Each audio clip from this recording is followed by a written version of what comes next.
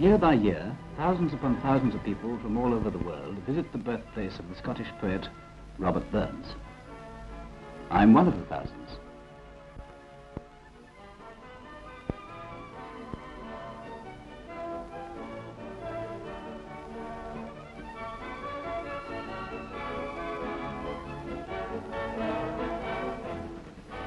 But there are a lot of us who can recite a bit of Burns or sing a verse of Auld Lang Syne, and we know pretty well nothing at all about Robert Burns himself.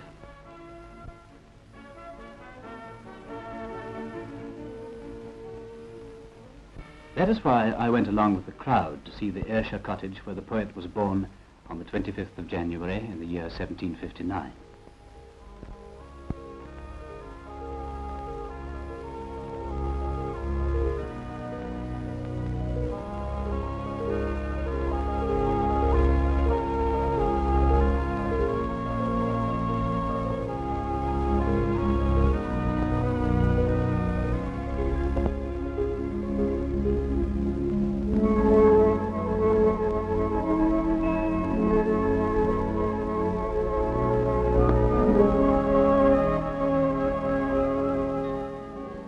The curator of the cottage is Tom McMinn, 75 years young. He's supposed to know more of Burns's poems off by heart than anyone else in the world. He's a great old boy, Mr. McMinn. William Burns, the poet's father, built this house by his own hand in 1755. He built it of clay, but today it's rough cast. At one time it was called the Old Clay Biggin, but today it's Burns Cottage. Now inside, the first part's the barn, the second is the byre and table, the third is the room, and the last part's the kitchen where Burns was born on the 25th of January 1759. How many poems did Burns write? Well, sir, that's a very difficult question to answer, but I'd say well over 400 songs and poems. Burns was a complete master of the English language, and also French. Has this garden anything to do with the cottage? Yes, lady, it is all to do with the cottage. That's part of the 4.5 acres that Burns' father possessed.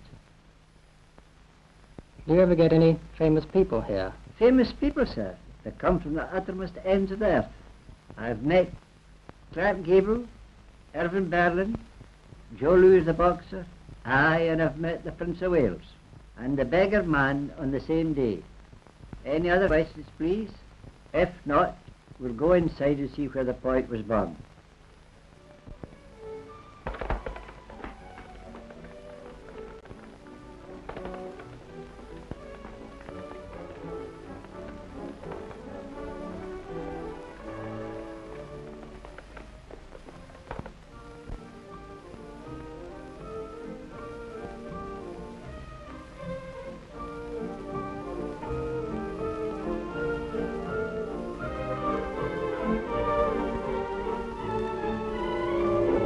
Would you please give us something from Burns, Mr. McMinn?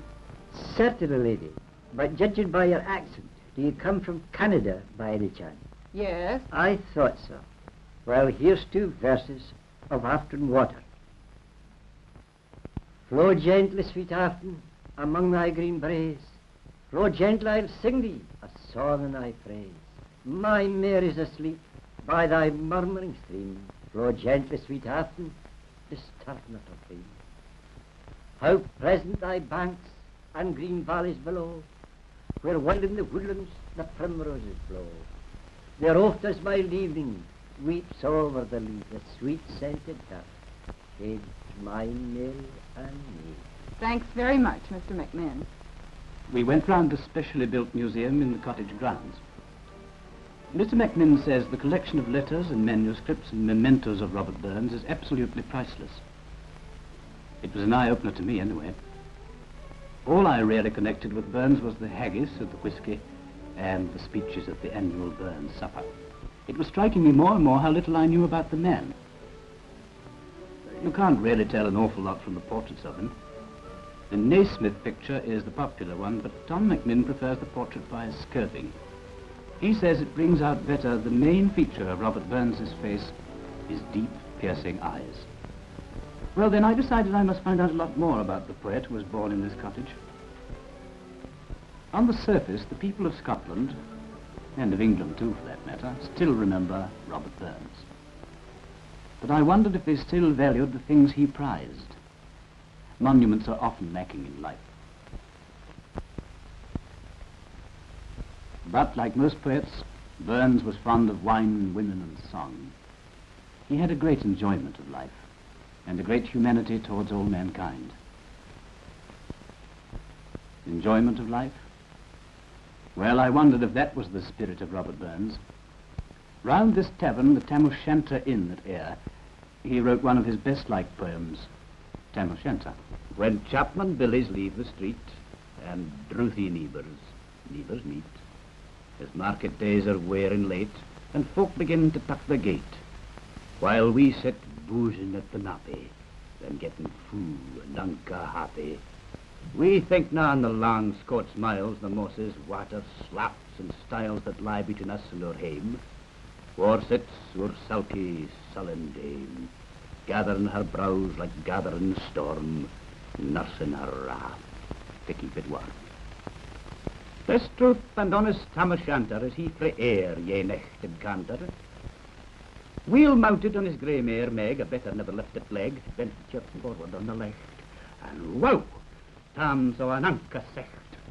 Warlocks and witches in a dance, nae cotillion Brent knew frae France, but hornpipes, jigs, with pies and heels, but life and metal in their heels. A winnock bunker in the east, there sat old Neck and shape a beast. A towsy tyke, black, grim and large, to gie them music was his charge.